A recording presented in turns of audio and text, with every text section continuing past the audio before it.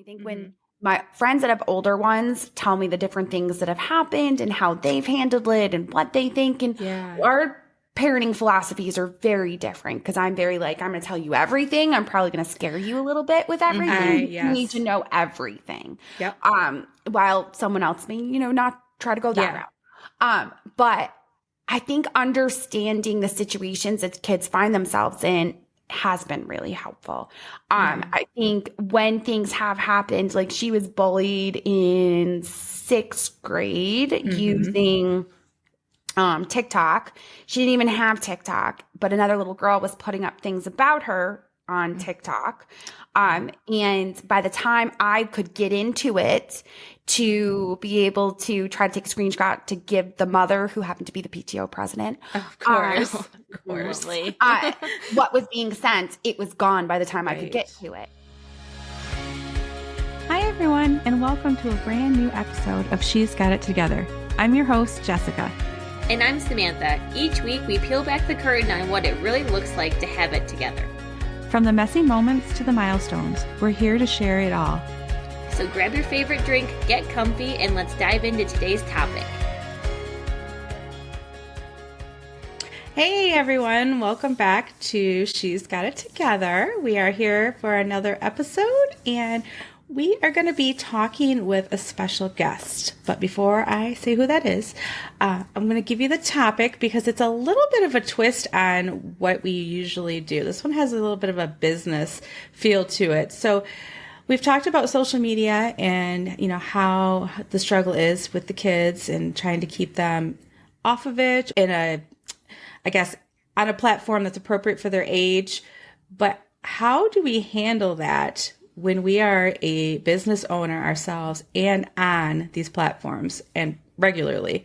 So it's a twist on, we don't want to contradict ourselves by telling our kids one thing and then going and doing something else. But this is an interesting area to navigate. And I'm really interested in this because I have that with my daughter. Yes. Thank you so much, first of all, for having me. I'm excited for this conversation. It's something near and dear to my heart because we have dealt with it quite a bit, especially as the girls have gotten older. Yeah. So my name is Jenny Melrose. I'm actually a former inner city school district teacher. I started teaching, taught for 9 years, and was able to retire at 35 because my blogging income actually replaced my teacher salary. At the time when I started my blog, it was 2010, and my daughter, who is now 14, was 6 months old. So I started the blog because I had lost myself as a new mother and needed something that was my own and kind of was a passion project. And that's how it started. And as she grew and we ended up with a second surprise because we had struggled for quite some time to get pregnant with my first, had to do fertility. We kind of just continued to grow the site and it became more of a food site. So it was the Melrose family where we created quick and easy recipes and projects for busy parents. I was able to grow that, like I said, to replace that teacher salary. And then we decided to turn around and sell that in 2000 for 6 figures because I was doing more of the speaking and coaching people on how they should be marketing their businesses so that they could grow online, which of course goes right to this topic because it's a very sensitive topic, especially for moms that are on social media continually. Their kids see them doing that and then they're telling them, no, you can't have it. Yeah, right? Yeah, definitely. That's amazing. I didn't realize that you had another blog before all of this. And now you are just on the business end of it pretty much. And when I had the Melrose family, it was my journey of learning how to cook because I didn't know how to cook. I was never taught. I was an athlete all throughout high school, played 2 sports in college. I was never in the kitchen. So once we had my first daughter, my husband was working crazy hours and I was a teacher. So I was home around dinner time and realized I'm going to have to figure this out in order to feed my child that's growing into toddler that needs real food. So the Melrose family kind of was my journey of like sharing, if I can do it, you can definitely do it. Oh, how cool. Now, is it still around? I know you sold it, but is it still around? Oh, That's awesome. I feel like dinner is always so hard too, because like it's the end of the day, you're tired, your kids are at that phase where they're just like, it's like before bedtime, they've got that like witchy now where you're just like, oh my gosh. And instead of trying to just go grab a pizza or something, you want to have like a healthy meal for your kids. Yeah. Especially when they're just starting to like eat, finger foods and everything. That's great. Yeah. And I mean, it requires planning too. That's where I fail. Right. You have to take something out of the freezer in the morning. I'll think about it by like 3:00. I'm like, oh, shoot. How do I thaw that? What am I doing for dinner? Okay. So that, I could see us going down a big rabbit hole with that one. So let's dive into the actual topic we're going to talk about then. And that's just the social media aspect of this and trying to navigate our kids, having them understand, I guess, why we are on it so often and why they can't be. I think that's probably the biggest piece there, because as business owners, you have to be. I mean, if that's what you're working through and, you need that marketing piece. So it's not really an option to just say, okay, I will stop with you. I'll practice what I preach, but just to explain to them how it is different compared to what they might be doing and what we're limiting them in. And I think that it goes twofold, right? There's two parts of the conversation. I think the first part of the conversation needs to be you as the business owner and as the mom have to put boundaries in, because let's be honest, we could be on it all day, every day. Right. And it's addictive and it's set up that way. So as like the mom, the business owner, you need to know when your boundaries in place. Like we have always said, no phones at the table, at the dinner table, because we always try to eat together, no matter how many different directions we're running in, especially now that they're getting older. But having that boundary there, as well as like having the work hours and knowing, okay, I'm putting this down if I need to be present. And they're just much more aware as they get older. They're watching to see what you're doing. So I think the first place is to have your own boundaries put in place.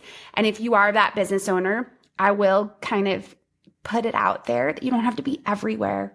Don't feel like you have to be on every single platform trying to do all of the things. Find one platform where your people actually are. So you have to know your like demographics as far as who you're trying to reach out to. Spend your time there. And if you get triggered by certain content that you see, block those people or get off the platform just for a little bit so that you're not continually being hit with it, because you will take that. And I think that right there was the biggest reason that I knew I needed to have boundaries in place, not only for myself, but then also for my girls. I am a confident business owner. I have been doing this for a very long time.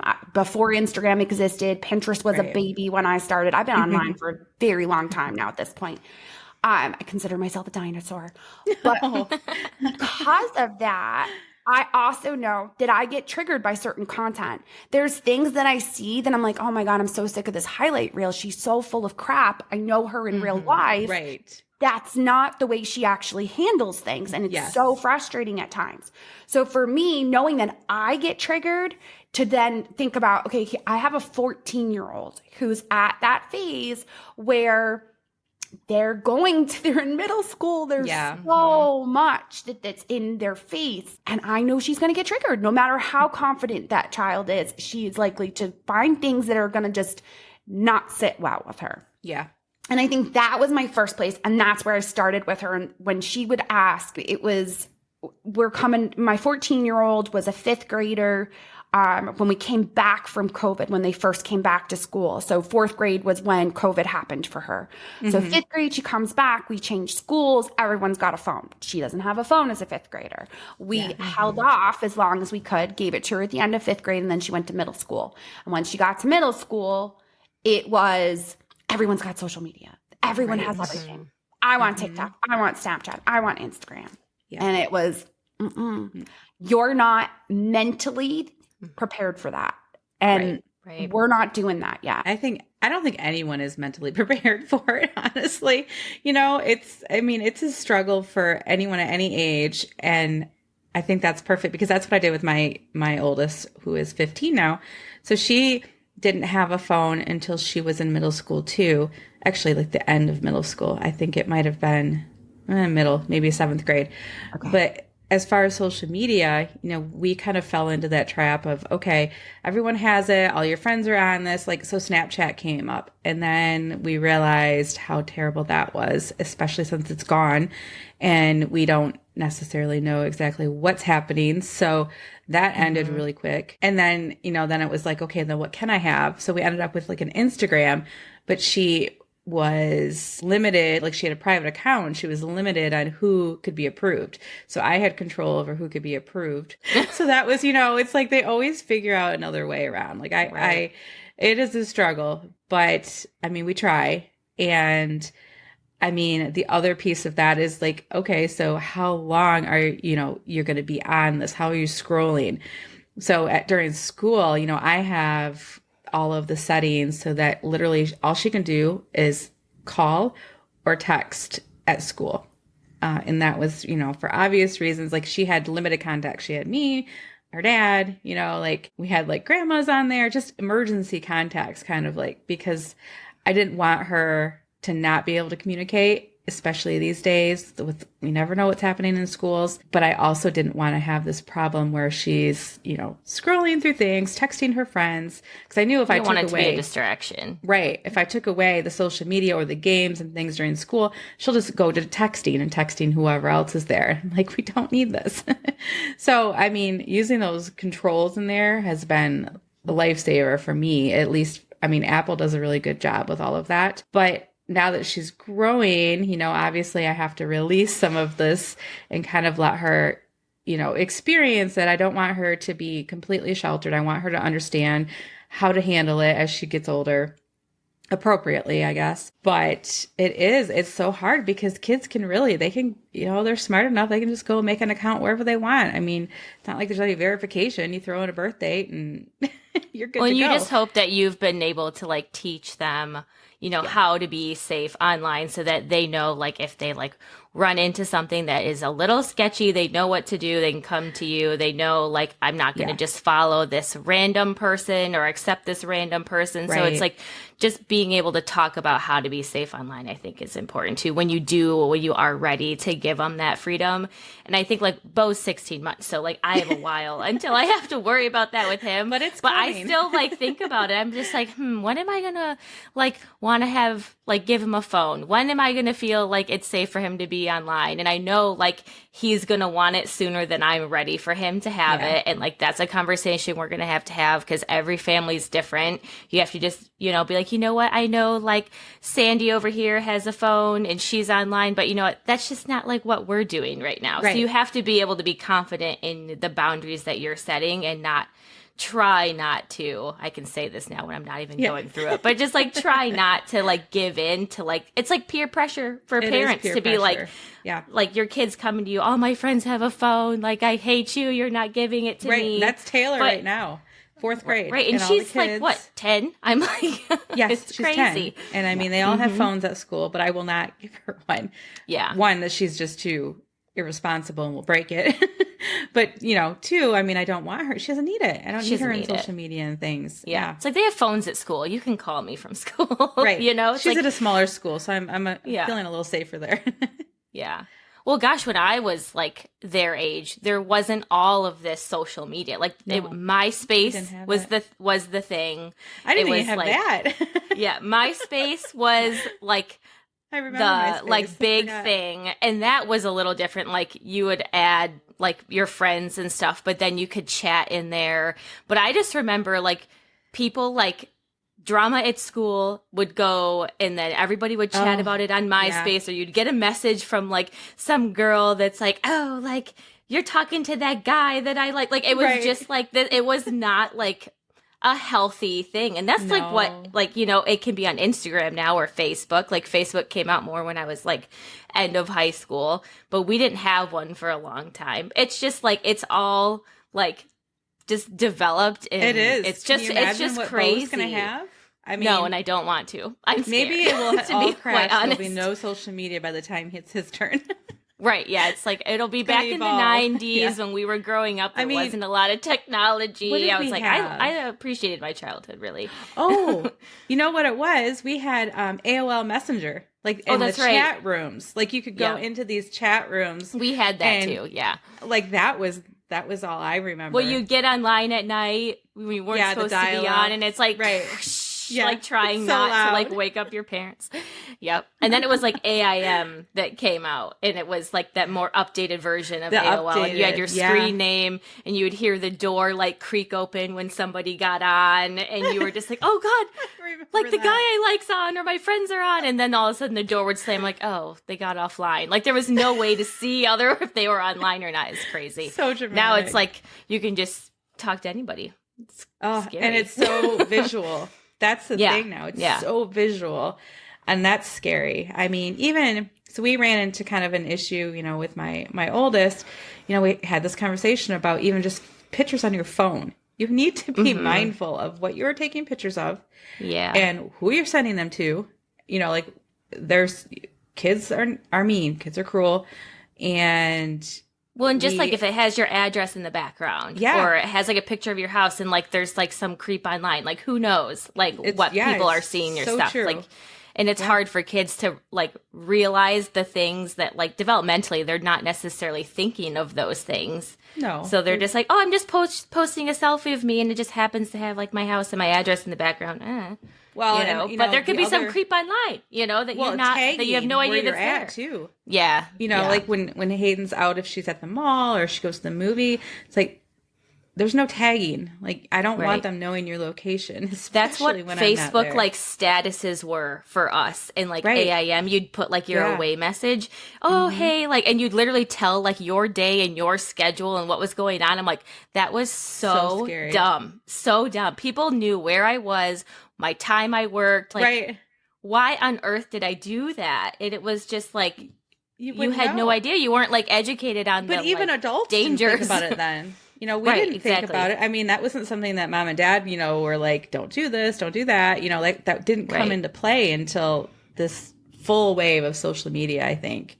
Now But that also goes to the point of everything is out there now. Any story you hear, like when you're talking about taking the pictures, for us, we had a friend that got their daughter's picture got edited. It got changed and put in that she had something in her hand that she shouldn't have as a 16-year-old. And it turned into, now you're not playing volleyball for the high school team for something she never, ever did. But it's just so easy now to edit photos and make it seem like they're somewhere that they're not, or they are. It's just, there's too much that they have access to now. It is. I didn't even think of that. I mean, that is so true. It's just sad that all this stuff can be used in such a negative way when like it obviously like wasn't necessarily made for that, but it turns into that because there's just too much at your fingertips to use, Too much control over things, too much, gosh. A lot of people have too much time in their hands. Yes. But those are the conversations I think you need to have with your kids too. Is like, this is what happened to her. And I mean, this girl was at that time probably 10 years older than my oldest, but it was still kind of like, this is what happens over time, what can potentially happen. And like, I need you to understand, like, something dumb that you say. There was a New York Yankee years ago, probably, I don't even know if I had my girls yet. He said something on Twitter to one of his friends, and he used something that was culturally offensive. Yeah. They went back 5-10 years and found it. He lost his contract with the Yankees as a pitcher over something just dumb that he didn't think about. Just in the moment. Yes. And the kids love to think, oh, I'm going to put it out there and it's gone. It's not gone. It's never gone. They can get it back. Let's be honest. They're taking a screenshot. They're doing whatever they need to do in order to use it the way that they want to. No, those are such the conversations. And I think the transition point for us of when we did decide to let my 14-year-old have it is she was giving PowerPoints starting in like 6th grade to us of like why she should get to have it. I love it. Do the research and here's the benefits, and I'll be able to understand how to use all these platforms as a business owner. Totally, of course, feeding into the business owner side of things. Right, of course. She knows her audience. I love it. Totally does. But we got to that point where I was like, okay, explain to me how you're going to use it. And I think that was it, because the way that I saw Snapchat was not the way that they were using it. They were actually like, they use it not to post to their feed. She doesn't really post to her feed a lot like we think of like Instagram and things like that. They're using it as a text message. Exactly. It's easier to take photos and like send of like what you're doing and like what you're eating and whatever to just particular people, her besties, that they would be doing via text. And then it's just easy to like reply and see who's done it and whatever else. It's that is what we started with, and it just, we ended up, like bullying happening on there because friends weren't friends anymore, and it just rolled. And that downhill. age is hard. Those middle school ages are hard. It's just always such a and it's like friendships change, like personalities change, like it's just, you're going from like this like 5th grade kid in elementary school, and then you're going into like new friends, new school. You feel like you're, older and more mature, and then like you can be easily influenced at that age by other people. It's so hard. And that's like when they want everything too. Like that's when they want the social media and the phones and stuff like that. But that's also when all that stuff happens too. So you're just like, I'm just trying to protect you. Like I've been through this in some way. Yeah. Right. Yeah. Yeah. It is hard to find that balance for sure. Gosh. Well, and I think it's hard too, because like now there's the whole like Instagram versus reality, because people are posting like highlight reels of like their life or what they're doing, and it's not exactly like as picture perfect as it seems. And like us as adults get sucked into that too, So imagine, like a 14, 15-year-old kid who's just like, oh my gosh, look at this, girl doing her skincare routine. She's so pretty and like skinny and like all this stuff. And it's really like, they just are so envious of that life, or like, why don't you let me like make videos and do this? Like, it's so hard to just navigate all the new things that are coming up and what they're seeing. It's just so hard to control. Yeah. And I mean, we haven't even talked about YouTube. I mean, YouTube is this other beast. I mean, it's like social media, it's like search engine. It's got so many components to it. And right now, like my youngest Taylor, she is obsessed with having a YouTube channel because she watches YouTube constantly. She loves playing Minecraft. She's good at it. I mean, she does Roblox. Like she like does all of these building type of games, or I don't know what. I am not into them. I have no idea. Probably describing them wrong. I mean, she's so creative on them. They're like an engineering mind kind of thing. But she wants to like video herself talking through, like what she's doing and all of this stuff. And because she sees other kids doing that. She does. And she's recorded some on her computer because she doesn't have a channel yet. And it's very good. Like she's really good at it. It's crazy. But it's, how do you control even that piece? I mean, that's something that's going to be, again, put out there pretty much forever. And, this is a child. Even if I have, I don't know if I can even control her channel and who's there and who's watching and things like that. I haven't even gotten that far. But, I mean, she's got a few friends right now that have channels. They have videos up. They're doing all of this. And she's actually on some of them, I discovered just last week. Because that's a whole nother element. I know. Of I'm like being like when they're not with you and they're on another kid's channel or Instagram story or something like that you don't have control over. That's a whole nother thing that you could like dive into. This is just like they video each other because they're on, what is it? The Kid Messenger. We finally got her that Kid Messenger, and she's on a call with her, and she just videos what they're doing on the call, and then she adds to it, posts it to her channel.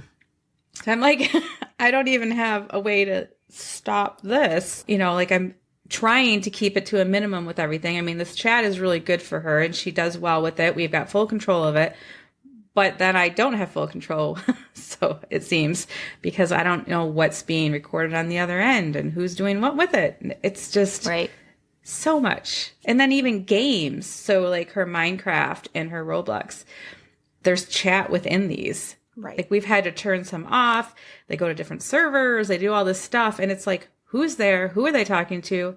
I mean, even her VR, she got a VR thing for Christmas. It's like that Meta. Oh my gosh, that thing scared me so bad. I was doing some monkey like climbing thing, and then all of a sudden it just like I jumped somehow, and it like I felt like I was falling down this mountain, and I screamed. I scared my child. I'm like, I felt so sick after. I'm like, this is not for me. I don't know how you can do this all day. This is not my cup of tea.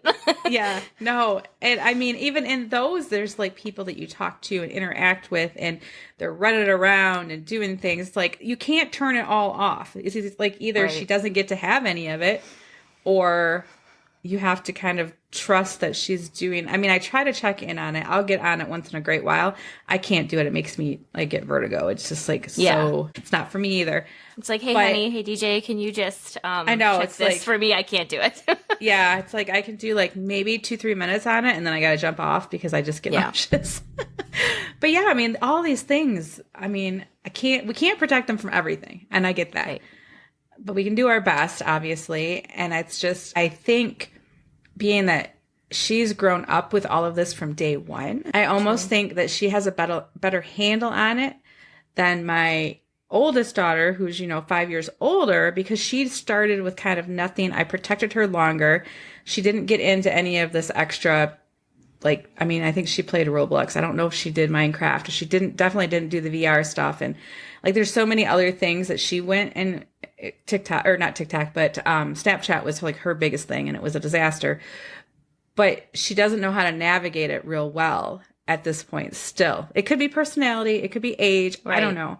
But like Taylor, she's pretty good. It's like last night she came to me, she's like, so Brinley and I were, and play Minecraft, and because she goes on the computer, plays Minecraft, and then has her little friend on her tablet, and they're like talking through and playing. It's like a whole thing. Mm-hmm. Sometimes the TV even is on. She's got YouTube, but anyways, she's like, well, somebody came in and was talking to me, and they said it was somebody from school, and they were giving me all these details about somebody at school. So I don't know if it was them or if it was some creeper, or like, so she like immediately red flags it.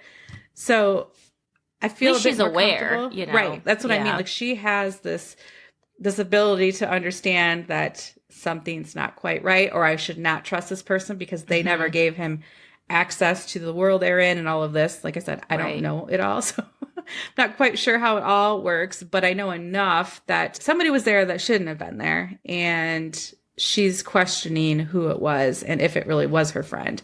So, I mean, I don't know. I couldn't tell you if it's the age or if it's just her personality, but I feel a little bit safer with her. I don't know. I always go just telling them the stories, the things that are happening, so they do know those red flags, right? Yes. Like, what is off, what doesn't sound right, what seems a little not right. Mm-hmm. Yeah, I definitely agree. I mean, we watched a program on what was it called? It was probably last year.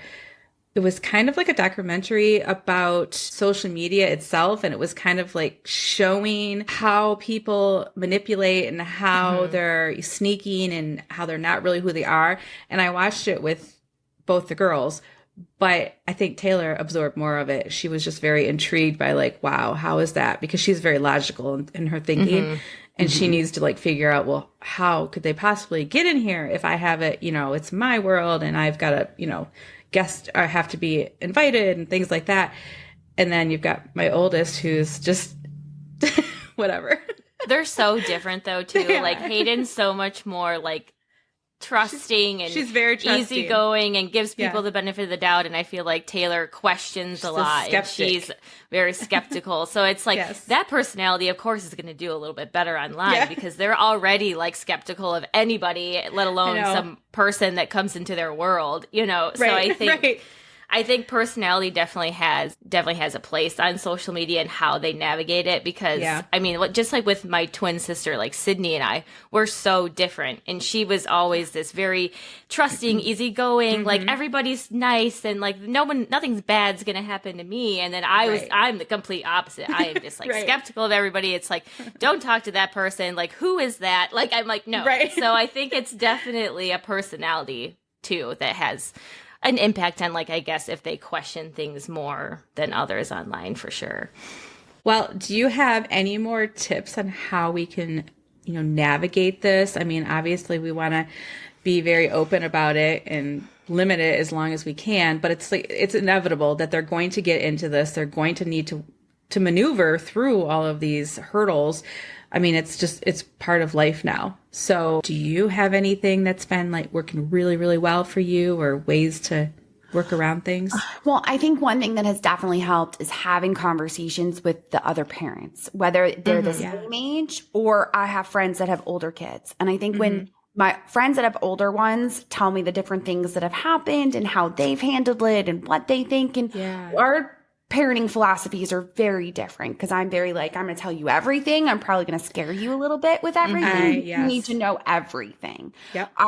While someone else may, not try to go that route. But I think understanding the situations that kids find themselves in has been really helpful.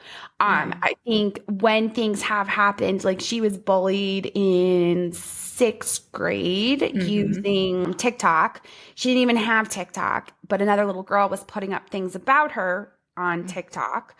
And by the time I could get into it to be able to try to take a screenshot to give the mother, who happened to be the PTO president, of course, what was being sent, it was gone by the time I could get to it. So I think just talking through those things and just going back to your family values. I think anytime you can bring that back up with them and like have that established, like, where do you see your family and what are the values that we have, and being able to tie it back to, this is why we don't do this. This is why we do handle it. The examples are huge, I think. I mean, it just really sets it into reality for them. Yeah. Yes.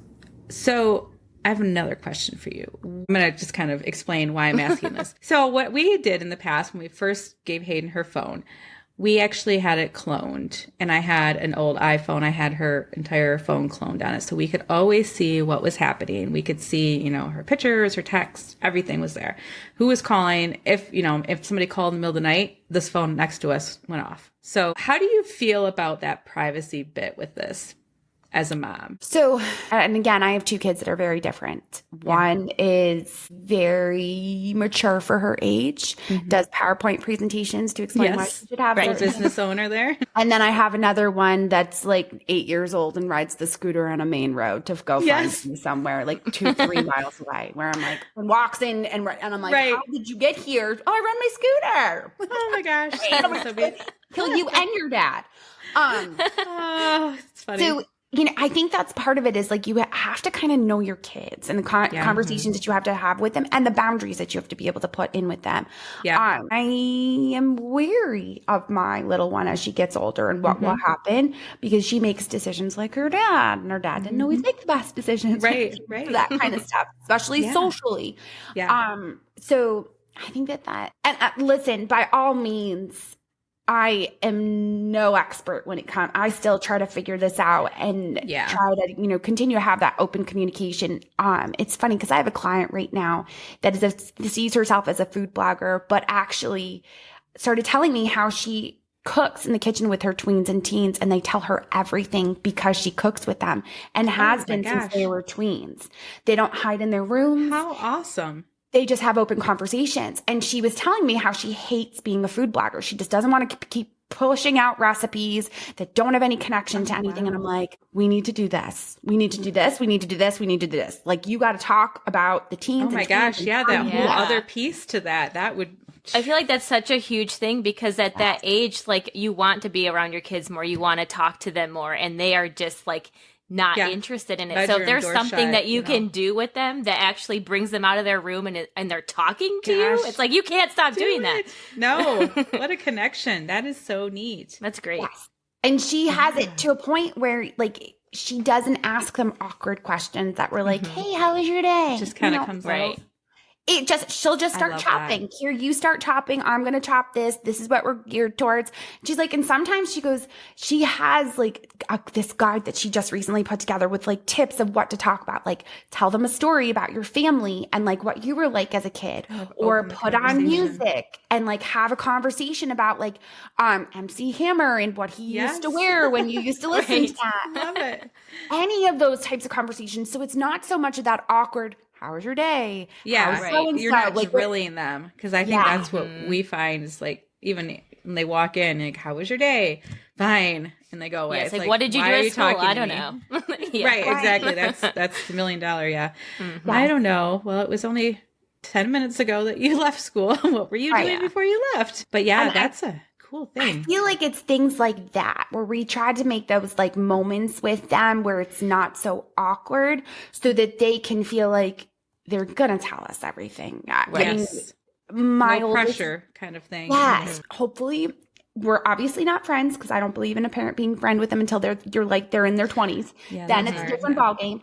But when they're little, I believe in like having that boundary. You're the parent, they're the child. But I do think anytime you can take advantage of those moments, like for us, a lot of times it's driving them because this one's got to go to volleyball and this one's got to go to dance. Same. I think that's when we'll have conversations. And again, like I go back to turn the radio on. What do they want to listen to? I'll have a podcast on. They'll get in and be like, ugh. And I'm no, listen to it. Hear those words. That's how you're going to run your own business. Right. I love that. Yeah, that's interesting. I think, Hayden and I actually have that conversation every day after I pick her up from school, but before I get her sister. There's like a 20-minute gap and just driving from one school to the next, sitting in the parking lot. That's kind of when everything just comes out and it's totally casual. I usually put the music on that's from my day and they crack up over it because it's not cool music to them. So I have found too, like sharing pieces of your day, what you're frustrated with, what you're really excited about with them. And it seems like they wouldn't connect with it, but my youngest is very empathetic. And when she sees that I'm like worked up about something, whether I'm angry, whether I'm happy, whatever it is, all of a sudden it's like her attention just kind of like changes and she's in it. She will start sharing things and trying to see if I'm feeling better and offering to like it's just the shift is interesting. Whereas like the other one doesn't want to talk about feelings. Oh dear God, don't talk feelings. But I think it's just kind of trying to figure out what works with your kids because they are always, each child is so different. So unique. Yeah, that's very true. Gosh, I love those ideas though. I think that's really smart and it's something that's so obvious that you don't think about it. Those are the things that are always the best. It's like those ones that you should just, should click because it happens randomly and just keep replicating it, but we don't. So that's really smart. All right. Well, I think that was a great conversation today, and I would love for you all to be able to connect with Jenny. Do you want to give them, where they can find you and all of that good stuff? Yes. The easiest place, honestly, is Instagram at Jenny_Melrose. If you have any questions about anything, you can just send me a DM. It will be me in there answering. Otherwise, if you're not on Instagram, send me an email at jenny@jennymelrose.com. Awesome. We'll put that in the show notes too, so don't worry about trying to remember all that. But it was so nice having you on here today. We'll have to have you back because there's so many other things I think we could really talk about. There was lots of rabbit holes that I saw potential for today. But thank you again for being on here, and we will see everybody in the next episode. Thanks for joining us today on She's Got It Together. It's been a real journey sharing and laughing with you all. We hope you're walking away with a smile on your face and a bit more confidence in your step. Remember, you're not alone in this crazy ride called life. We're all in this together, one day at a time. Don't forget to subscribe, leave us a review, and of course, share this podcast with all the incredible women in your life. Join us next week for more stories, more laughs, and more real talk. Until then, keep embracing your unique journey and remember, you've got it together more than you think.